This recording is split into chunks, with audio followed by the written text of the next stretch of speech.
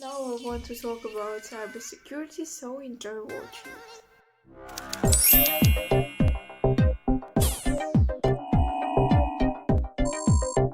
Would you be comfortable living in a house that someone else had the key to?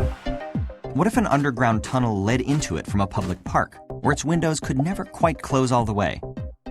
Would you trust it with your safety and your privacy? The internet is that house. This is not to say never go into the house, but rather you should know the hazards before you store all of your valuables there, and do what you can to protect them. So why is it insecure, and why can't we just fortify it until it's safe? Well, first of all, the internet was not originally built to be what it is today. It's like someone decided to expand a shoebox into a skyscraper. The internet originally developed when computers were huge and so expensive to own that only universities, big businesses, and a few governments had them. The point, originally, was to let these massive supercomputers talk to each other.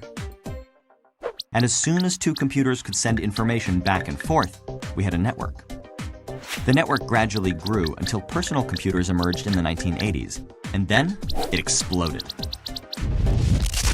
Soon, people were not just talking to each other, but also exchanging money, playing games, reading news, shopping, and doing everything we associate with the internet today.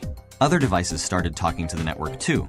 Phones and cars and refrigerators and elevators and power plants and much, much more.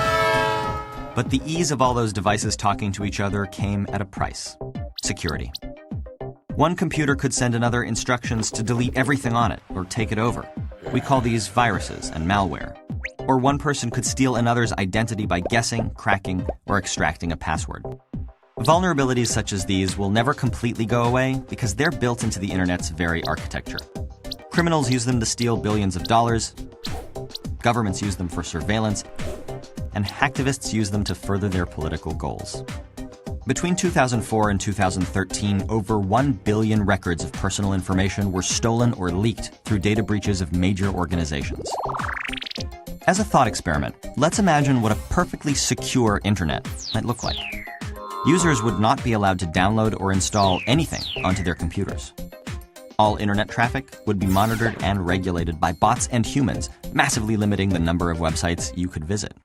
In order to log onto a website, you'd have to type in a 100-character password, submit a genetic sample, and whistle a tune.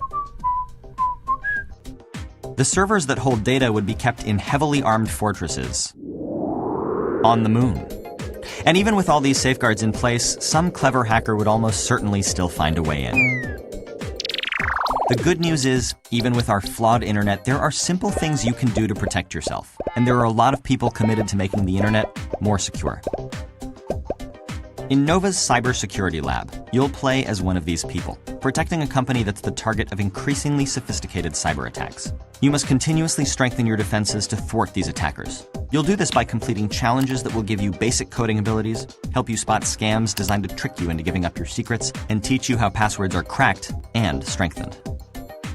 The house that is the internet may be built on a shaky foundation, but it's been a home to innovation and an unprecedented free exchange of ideas.